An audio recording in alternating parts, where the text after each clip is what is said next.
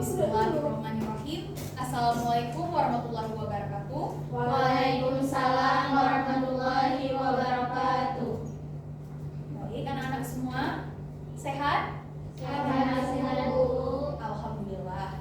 Baik, sebelum kita memulai pembelajaran hari ini, alangkah baiknya kita membaca doa terlebih dahulu. Ketua kelas, dipimpin doanya. Bismillahirrahmanirrahim.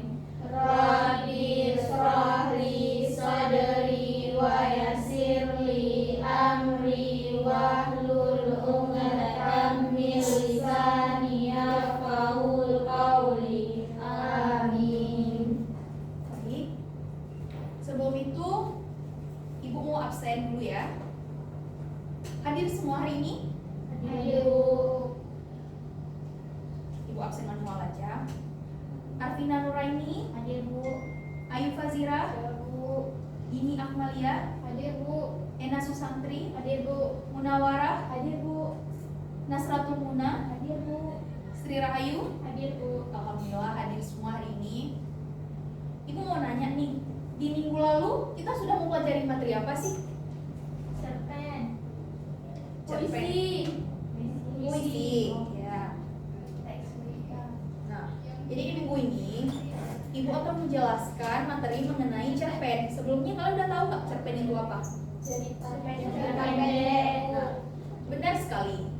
Cerpen adalah salah satu karya sastra yang berbentuk prosa naratif yang ceritanya relatif singkat. Karena pada dasarnya cerpen ini hanya memiliki satu konflik permasalahan, beda dengan novel. Nah, kalau kalian sendiri lebih suka membaca cerpen atau novel sih? Novel.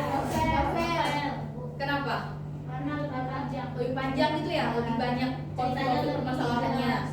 Nah, kalau cerpen mungkin cuma menghabiskan waktu sekitar 10 sampai 30 menit ya, karena mungkin ceritanya tergolong singkat. Tapi kalau novel biasanya kalian baca sampai berapa lama sih? 2 hari. Lama ya. Kadang Bu. Tergantung mood kita membaca.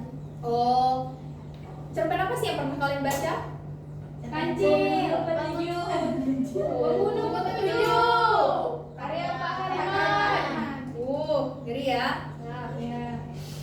Nah, baik. Sebelum kita mengkaji lebih dalam tentang cerpen, kita harus mengetahui dulu nih apa ciri-ciri dari cerpen. Ya ampun, ini siapa yang nggak hapus papan tulis? Ibu, itu Ketua kelas. Nggak boleh lagi ya seperti itu. ya Bu. Oh, ibu nggak lihat. Ibu Bunda, Bu, ya Pak. Bukan saya bikin. Si Dini yang bikin, Bu. Dini. Si kembarnya nggak utang Dini, Bu. Ini lain kali nanti dihapus ya papan tulisnya. Siapa yang piket? Sapu. Iya, yang piket harus membersihkan papan tulis. Jangan sampai seperti ini. Nanti kalau guru-guru lain yang masuk dilihat, kenapa nih papan tulisnya masih kotor? Nah, Dengan temun. Kayak kembar dulu. ciri-ciri cerpen. Cerpen ini memiliki beberapa ciri-ciri. Yang pertamanya itu jumlahnya itu tidak lebih dari 10.000 kata. Nah, dia tidak lebih dari 10.000 kata. Dia hanya memiliki sekitar 500 sampai 5.000 kata. Berbeda dengan novel. Novel mungkin lebih panjang ya, seperti yang udah kalian baca. Nah, dia juga bersifat fiksi, ceritanya khayalan dari si penulis. Jadi penulis itu mungkin dia hanya ya ceritanya pokoknya nggak dari apa sih namanya? Kisah nyata. Nah, cuman khayalan si penulis. Selanjutnya itu ada dia berfokus pada satu konflik permasalahan. Berbeda dengan novel. Banyak ya, biasanya kalau novel ada nanti alurnya maju mundur atau campuran gitu kan. Nah, isi ceritanya itu kebanyakan menggambarkan kehidupan sehari-hari. pemilihan katanya yang sederhana, agar mampu memudahkan pembaca untuk memahami cerita tersebut. Nah, biasa cerpen itu dia memiliki banyak sekali pesan-pesan moral amanat yang dapat kita ambil. Tapi kebanyakan kita sekarang ini kayak kita udah mempelajari, kalian udah mempelajari nggak cerpen itu dari kapan? Dari SD. Nah, SD, SMP pasti udah tahu lah, sampai SMA saat ini kan. Nah, tapi kebanyakan siswa-siswi ini dia kurang memahami gitu cerpen kan.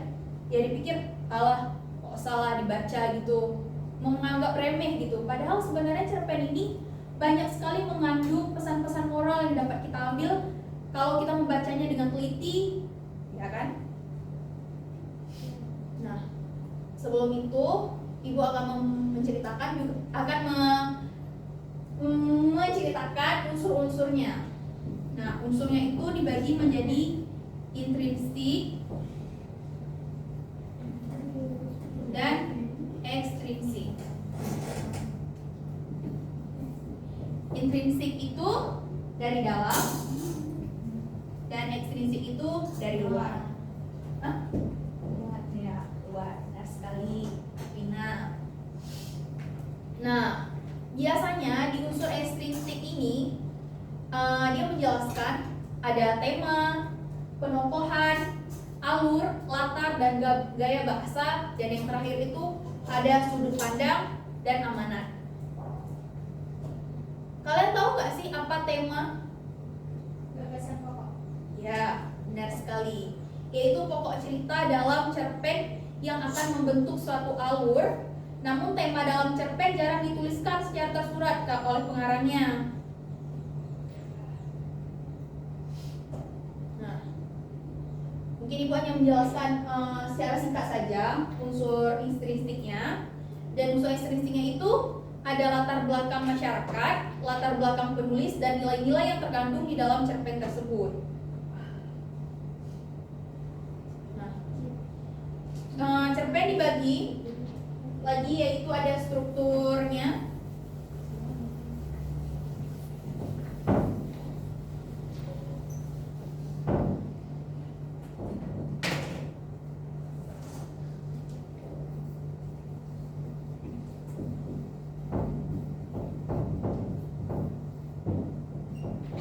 yang pertama itu ada pengenalan, tahap pengenalan,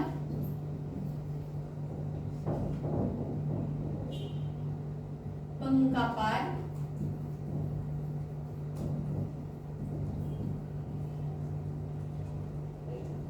konflik,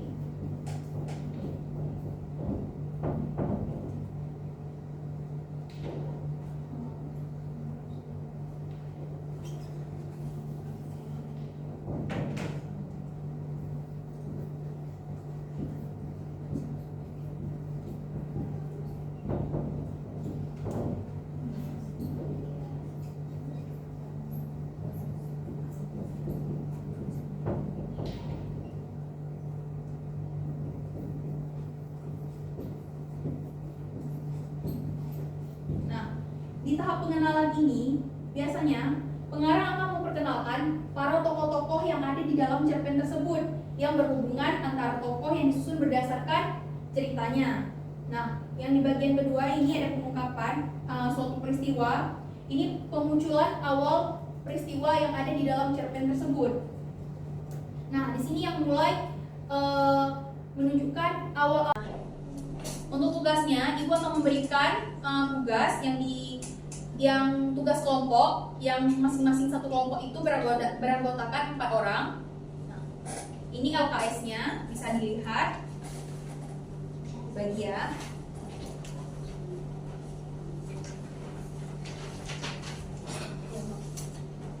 Bisa dilihat tugasnya.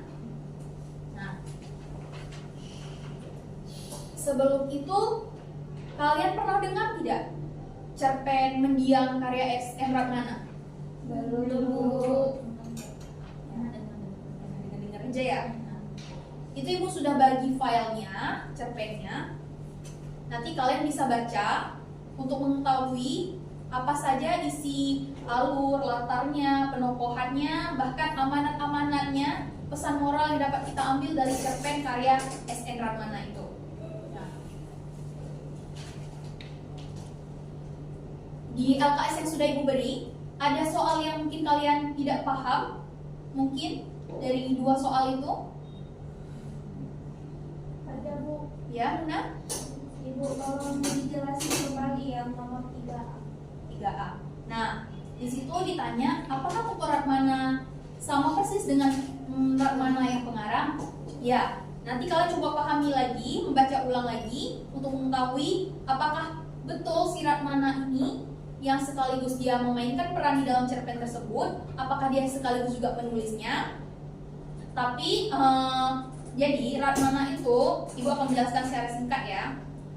Ratmana itu selain dia penulis yang menulis cerpen itu, dia juga memainkan peran di dalam cerpen tersebut. Nah, dia jadi memainkan karakter aku di situ. Nah, nanti kalian bisa baca lagi, pahami lagi cerpen itu untuk mengetahui alur ceritanya. Nah, ada yang ingin bertanya lagi mengenai tugasnya? Sudah jelas. Nah, Ibu kasih waktu kalian untuk mengerjakannya itu dikumpulkan minggu depan. Karena lumayan juga ya, soalnya banyak nih. Kalian harus betul-betul memahami dulu cerpennya, baru kalian bisa menjawab pertanyaan-pertanyaannya. Nah, Ibu, sebelum itu, Ibu mau dulu nih kalian baca cerpennya sebelum kita menutupi pertemuan hari ini. Nah, Ibu kasih waktu 10 menit untuk membacanya.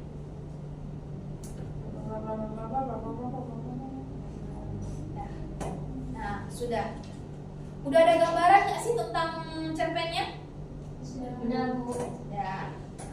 Nanti kalian pahami lagi ya waktu menjawab soal. Baik Bu. Ibu mau nih satu orang menjawab apa kesimpulan dari cerpen mendiang karya S.N. Ratmana ini. Ayo Bu. Oh, Tina. Baik, Tina.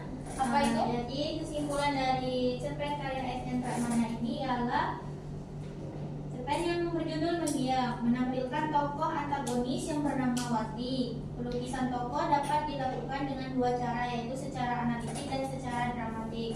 Dengan cara analitik, Wati dilukiskan pengarang sebagai sosok seorang wanita yang mempunyai fisik seperti laki-laki, sedangkan dengan cara dramatik, pelukisan karakter tokoh Wati dilakukan dengan 4 cara, yaitu dengan cara melukiskan reaksi tokoh, yang kedua dengan cara melukiskan keadaan sekitar tempat, yang ketiga dengan cara melukiskan dalam pikiran dan perasaan tokoh, dan yang keempat dengan cara melukiskan perbuatan tokoh tersebut.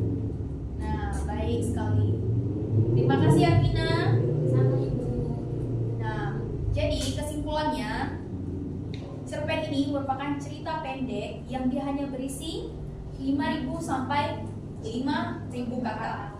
Nah, dia itu tidak banyak-banyak, nggak seperti novel. Nah,